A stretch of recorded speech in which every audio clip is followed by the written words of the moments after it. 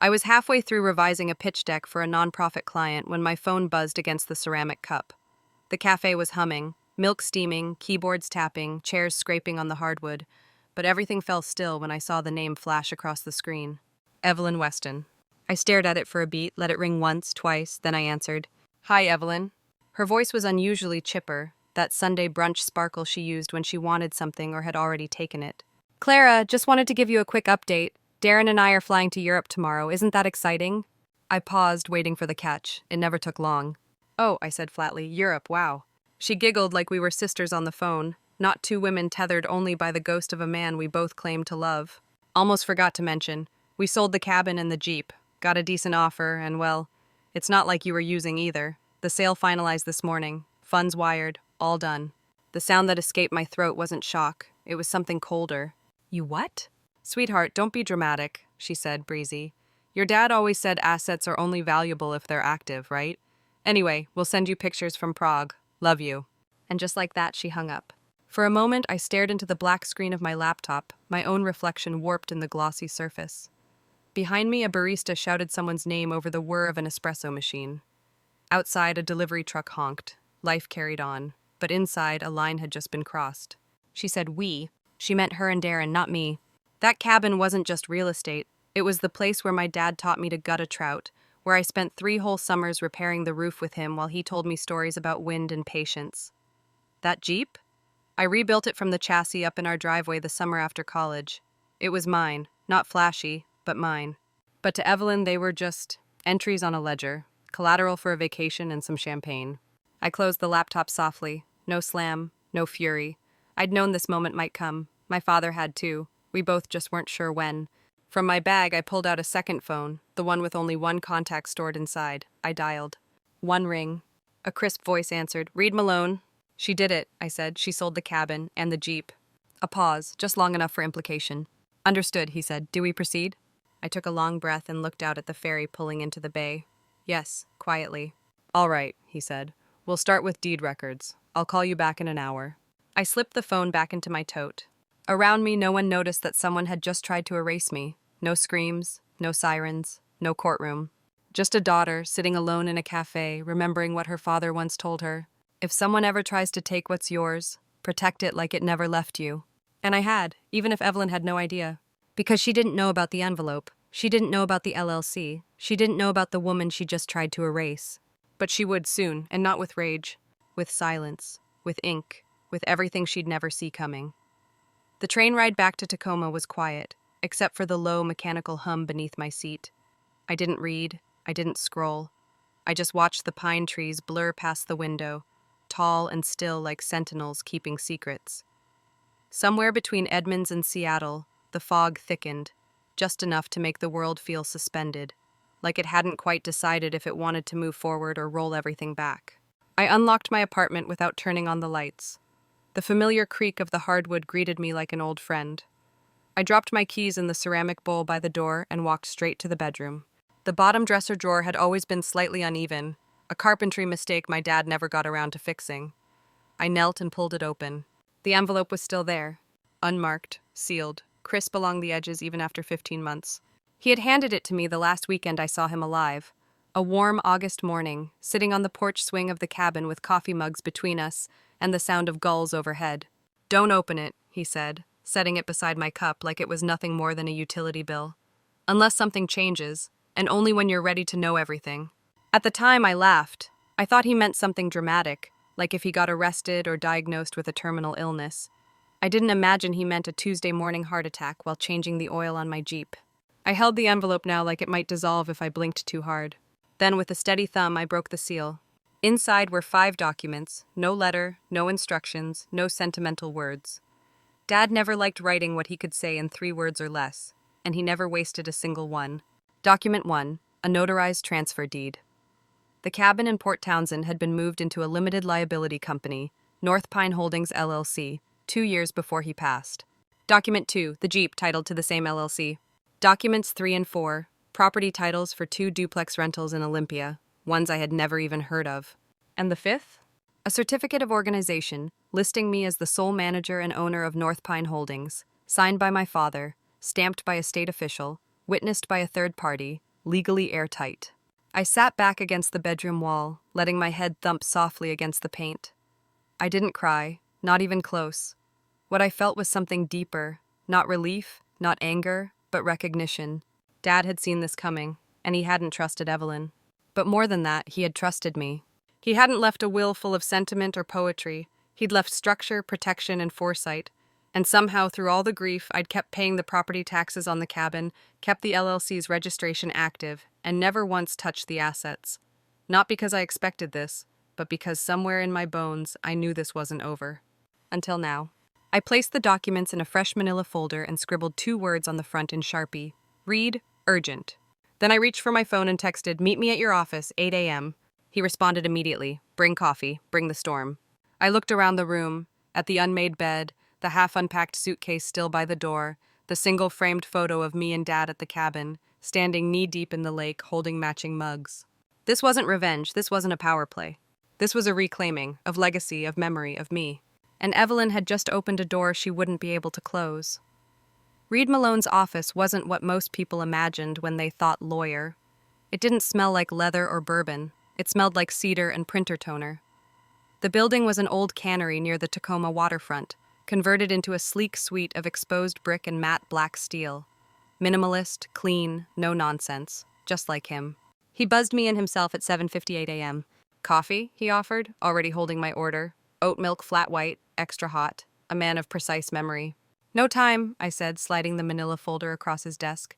"We need to talk about Juliet." He raised a brow. "Juliet Connors?" I nodded. "She's the listed buyer." Reed flipped open the folder and scanned the sale document Evelyn had filed. Then he stopped. His eyes flicked to the name. Buyer of record, Juliet M. Connors, representing Eastwater Property Holdings. He looked up, half curious, half impressed. "You planted her." "Not planted," I corrected, prepared. 2 weeks after Dad's funeral, Juliet and I met at a diner in Ballard, just off Market Street. She wore sunglasses and no makeup, and I could tell she'd cried before coming in. She'd been my freshman roommate at Whitman, the kind of friend who knew your worst decisions and still showed up to bail you out. After college, she went into real estate. I went into nonprofit strategy. She was the only person I trusted with this. I didn't give her all the details, just enough. Told her there might come a time when someone tried to sell property they didn't own. If that day came, she was to act as a silent buyer, lock the assets in escrow, say nothing, hold it until I said otherwise. She didn't ask questions. She just said, "Got it." Back in the office, Reed leaned back in his chair. "So let me get this straight. Your stepmother tried to sell 2 major assets she had no legal claim to, and the person who bought them is someone you legally empowered through LLC chain of control. That gives us full standing to reverse the transaction. She forged signatures, claimed ownership, transferred stolen property, and now she's sipping wine in Prague? She thinks I'm licking my wounds in Tacoma," I said. "Probably assumes I'm walking to work because she sold my Jeep. That version of the story helps her sleep at night." Reed gave a low whistle. "You're not just defending your rights, you're in control." I looked out the window. "That's the idea." He tapped the folder thoughtfully. "So what's next? You want to file criminal charges? Go public? Make a case?" I shook my head. "No court, no press, no spectacle." "Then what?" "I want her to understand what she did," I said quietly. "Not as punishment, as consequence." Reed was silent for a moment. Then he nodded slowly, like someone finally seeing the shape of the storm. "All right," he said. "We'll unwind the deal. Juliet will return the deed to North Pine Holdings. The LLC will lock the assets. I'll draft an official transfer reversal, silent but binding, no confrontation, just gravity. And when Evelyn comes back," I added, "she finds herself on the outside, of the house, of the car, of the story she tried to write me out of." Reed smiled for the first time that morning. It wasn't smug, it was surgical. "And the best part?" he said. "She won't even know your name was ever on the page." By noon, Juliet had sent confirmation of the deed return. Reed filed the reversal notice with the county. The LLC dashboard pinged with updated ownership logs. Everything, the cabin, the Jeep, the duplexes, snapped back into place. No press, no scandal, just order. That night, I sat in my apartment, lights off, computer closed, watching the orange tips of the harbor cranes blinking in rhythm. My phone buzzed once. "Juliet. It's done. She'll never know what hit her." I didn't reply, not because I didn't care, but because some stories don't need punctuation, only silence. Evelyn Weston returned 3 weeks earlier than planned. There was no warning, no text, no flight delayed emoji, just a knock on my apartment door one gray Thursday afternoon, as the rain smeared streaks down the living room window and Miles Davis played softly on the Bluetooth speaker. When I opened the door, it took me a second to recognize her. The once perfectly coiffed hair was tied back with a faded elastic band. The designer handbag she'd bragged about on Instagram stories was now misshapen, the leather warped and frayed like it had been dragged across airport floors. And her face, pale, puffy, blank, was bare of makeup, exposing every fine line she used to blur with filters and foundation. "Clara," she said, barely above a whisper, "can I come in?" I stepped aside. She entered like a woman still expecting the world to belong to her. She scanned the apartment, a modest one-bedroom near downtown Tacoma, as if she might find traces of her taste, her presence. But she never lived here, never even asked where I lived. Still, she looked around like she was cataloging things I owed her. I handed her a cup of black tea without asking. She took it with both hands like it was the only warm thing left in her life. She didn't speak for a while, just stood near the kitchen island, steam rising from the mug as the silence thickened. Finally, she exhaled. "Darren's gone," she said. "He met someone on a river cruise in Budapest. 23, backpacker, French." Her voice was flat. "Said he needed to explore who he was, took what was left of our money and vanished. I maxed the travel card trying to get back. Had to beg someone at the gate to lend me their phone." I didn't blink. And when I landed, I didn't know where else to go. There it was, the truth inside the excuse, the confession in disguise. "I'm not asking for much," she added, eyes darting away. "Just a roof, a few nights." I sipped my tea and let the space stretch. "Of course you can stay," I said softly, "just for a little while." Her eyes widened, not in gratitude, but in surprise. She hadn't expected kindness. But what I gave her wasn't kindness. It was control. My silence was not surrender. It was choice. I set her up in the guest room. Clean sheets, towels, the Wi-Fi password written neatly on a post-it. She didn't ask about the cabin, didn't ask about the Jeep, didn't ask why I had them back. Maybe she assumed they'd slipped through her fingers by accident. Maybe she knew better. Maybe she was waiting to see if I'd say it first. But I didn't. I let the silence say it louder. Each evening she cooked, dishes I vaguely remembered from my childhood, now poorly executed with canned soup and overboiled pasta. Each morning she washed dishes before I woke, like a penance performed without audience. I let her perform, but I also kept notes. Every purchase on my card, every excuse, every contradiction in her stories, every thank you that didn't quite reach the eyes. I wasn't building a case. I wasn't looking to punish. I just needed clarity. Because forgiveness without clarity is a razor you turn inward. And I had already bled enough. The real shift came quietly. One night I passed her door and heard her crying. Not loud, not performative. Just the soft, raw sound of someone whose old world had collapsed and didn't know if the new one would accept her without makeup, without power, without lies. She never asked what I had done in her absence. Never spoke the word ownership. She swept floors, cleaned up after herself, ate every bite of food on her plate like a woman who no longer assumed she could waste anything. I didn't correct her. I didn't remind her of what she lost. Because what's worse than being humiliated is being forgotten. 3 days later, I logged into North Pine Holdings' online portal. Everything was still there. Cabin. Jeep. Duplexes. Trust fund. Untouched, untouchable. And then I remembered. There was still one envelope I hadn't opened, smaller than the first, tucked behind a photo album in the back of my desk drawer. On the front, my father's handwriting, unmistakable. "Clara, if she returns and tells the truth, give her the rest." I stared at it, my breath held tight in my chest.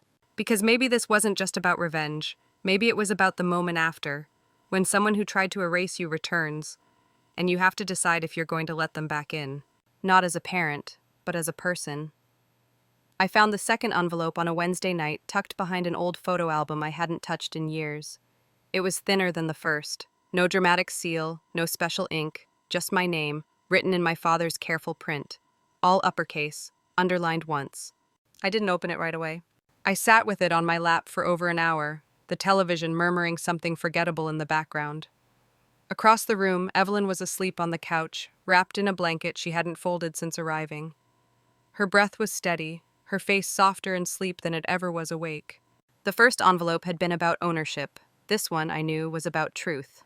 When I finally slid the flap open, there was no letter. Just a USB drive and a single sheet of folded paper. My father's handwriting again.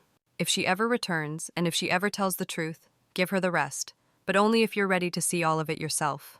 I plugged the drive into my laptop with hands I didn't realize were shaking. There were no videos, no farewell recordings, just folders, labeled in cold, clean text. LLC documents, tax returns, real estate ledgers, legal correspondence, one folder simply titled Trust. Inside that one, I found it. A trust fund, established 4 years before my father died, filed through a Wyoming-based shell company, total valuation $2.3 million. Sole beneficiary, Clara Weston. The cabin, the Jeep, the duplexes, they were just the surface. This was the depth, the legacy, the armor. But buried inside a subfolder labeled Access Attempts was something colder. A scanned copy of a denied claim, filed 2 years ago, a forged signature, a matching driver's license, the name on the request, Evelyn Weston. She had tried, even back then, before the trip, before Darren, before the sale. She had tried to reach into the vault, and she had been stopped. By my father, silently, legally, completely. I printed the documents that mattered, trust fund registration, asset ledgers, the failed attempt, and tucked them into a new folder. Then I sat at the kitchen table, alone in the dark, and began to write. Not a speech, not a confrontation, just a letter. Not addressed to Evelyn, addressed to truth itself. I wrote slowly, thoughtfully, without anger. I told the story of what had been taken, what had been protected, and what I had chosen, not to punish, but to preserve. I ended it with a single sentence. You didn't just lose what was his. You lost what could have been yours, if only you had chosen differently. The next morning, she was already at the table, sipping tea from the chipped mug she now used like it had always been hers. I slid the letter across to her, along with the printed documents. She didn't ask what they were. She didn't look up. I went to work without saying a word. When I returned, she was sitting exactly where I had left her. The mug was empty. The letter was open. Her hands trembled, but she didn't cry. Not yet. She looked up at me like she had finally seen the page she was never allowed to read, the page where she wasn't the author. You knew, she whispered. I didn't answer. This whole time you knew. Still nothing. Because what could I say that truth hadn't already done better? She stared at the document detailing her forged claim, at the trust she had tried to steal before she knew what it truly meant, at the legal walls my father had built long before she knew she would need to breach them. She didn't deny it, she didn't defend it. She just said, I didn't think you'd be the one to keep it all standing. And I looked her in the eyes and said, not with vengeance, but with the weight of history behind every syllable. That was your mistake. Tomorrow we'd drive to the cabin. But tonight, I let her sit in the kitchen with the pieces of the truth scattered before her like shards of a mirror she'd once broken with her own hands. Because sometimes the most powerful thing you can do is hand someone back the evidence and walk away before they even know what to say. The sky was bruised with overcast streaks when we pulled onto the long gravel road leading toward the cabin. Evelyn hadn't asked where we were going when I told her to bring a coat. She didn't ask when we passed through Port Ludlow or when the evergreens thickened on either side like quiet sentries. Only when we turned down the final stretch, the one with the crooked wooden sign that still read Weston Cabin, did she finally speak. Why here? I didn't answer, not because I didn't have one, but because she already knew. The cabin hadn't changed. Same faded cedar siding, same porch swing with the rusted chain, same ocean wind, sharp with salt and pine. Evelyn stared at it like it was a ghost she thought she'd buried. Her breath caught when she saw the Jeep parked in the driveway, freshly washed, newly detailed, tires spotless like it had never left. I unlocked the front door without a word. She didn't follow right away. She stood on the steps, one hand resting on the railing, as if touching the wood might trigger a memory too painful to carry. Then slowly she stepped inside. The house was quiet but alive. The ceramic teapot she once bought at a garage sale still sat on the shelf. The photograph of my father, flannel shirt, fishing rod, proud grin, was still framed on the mantel. She walked through the living room as if afraid it would vanish if she moved too quickly, past the couch, past the record player, past the rug where she once spilled red wine and blamed the dog. When she sat, I didn't sit beside her. I placed a new envelope on the coffee table. Inside, the trust documents, the notarized proof of her attempt to steal it, a summary page listing every asset, my letter. She didn't touch it right away. She just stared, then blinked, then breathed, slow and ragged. And then she cried. But not the manipulative kind, not the loud, mascara-streaked sobbing of someone begging for pity. This was low, hollow, gut deep. She didn't call my name, she didn't ask for a hug. She just wept with the weight of recognition, the ache of what could have been, the shame of what had already been done. When she finally looked at me, her eyes were no longer pleading, they were simply honest. I don't deserve any of this, she whispered. I nodded. I know. She stared at the envelope again. I don't even know what to say. You don't have to. We sat in silence, the ocean wind tapping lightly at the window panes like it, too, had waited for this moment. Then I stood. I walked to the sliding doors and opened them wide, letting the salt air rush in.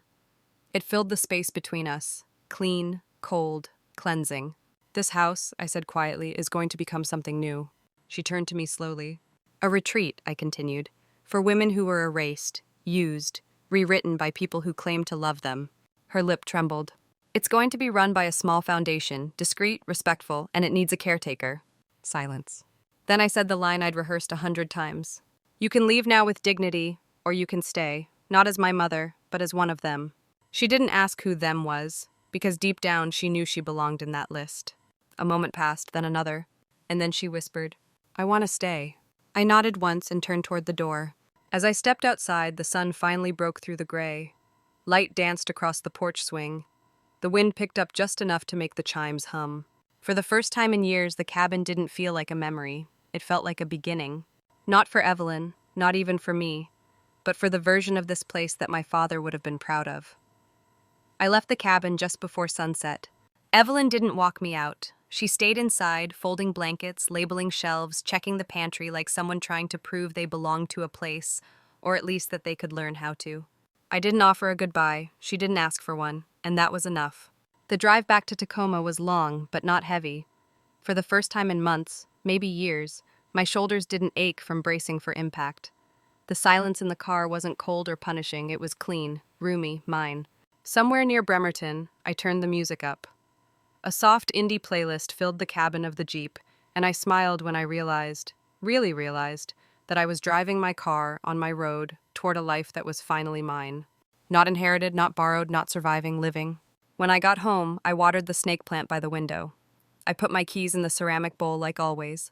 I took a long, hot shower. No urgency, no thoughts clawing at the door. Then I sat at my desk, opened a fresh document, and began to write the mission statement for the West Wind Project, the nonprofit I'd been sketching for years but never dared begin.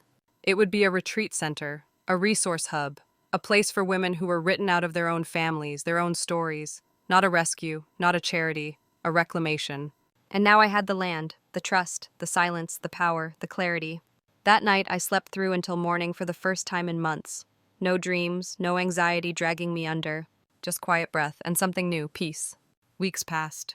Evelyn sent no texts, no updates. I received a forwarded email from the mail service I'd set up for the cabin. It was a single line from her. The roof needed resealing, I took care of it. No apology, no overreaching, just contribution. I didn't reply. Not out of cruelty, but because the silence between us had finally become clean, not a wound, a boundary. Months later, I was invited to speak at a regional nonprofit summit in Portland. The organizers had seen the early press about the West Wind Project and wanted to hear the story. Not the story of Evelyn, not even of my father, but of me. They handed me the mic, and I stood in front of a modest crowd. I didn't talk about revenge. I didn't talk about being erased. I talked about the power of building what no one could take, of learning that sometimes the best way to win is not to destroy what hurt you, but to outgrow it. Later that evening, after the crowd had dispersed, I stepped outside into the cool night. A woman, mid-40s, kind eyes, approached me near the sidewalk. She said, "I read about your retreat center. I just wanted to say, thank you, not for the house, for proving it's possible." I smiled. And in that moment, I realized I wasn't someone who survived her past. I was someone who built a future so solid, even her past couldn't reach it. The next morning, I woke early. I brewed coffee, opened my laptop, and finally updated the About section on the West Wind Project website. Founder, Clara Weston, writer, strategist, daughter of a man who knew how to build quietly, believer in second chapters, especially the ones women write for themselves. No one ever took anything from me. They only delayed what I was always meant to create. And now it was mine, all of it.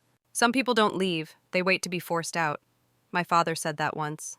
But me? I didn't wait to be forced out. I walked in, claimed what was mine, and left with the door open, but no longer unlocked. Some truths don't need to be shouted. Some debts don't need to be paid in rage, and some wounds can only be healed in silence, by walking away when it matters most. Clara didn't burn the past. She rebuilt the future. A future as steady as the cabin by the sea, where no one else could rewrite her story, except her. If you've ever been written out of your own life, remember this: you don't need to be accepted to be valuable. Stay silent when you must, act when you're ready, and build a life that no one can dismantle. If this story stirred something in you, hit subscribe to follow more journeys like Clara's, where quiet strength becomes the loudest answer. Here on Sweet Revenge, Happy Ending, we honor those who were dismissed, erased, or underestimated, and chose to write their own ending anyway. Share this video if you believe silence too can be justice.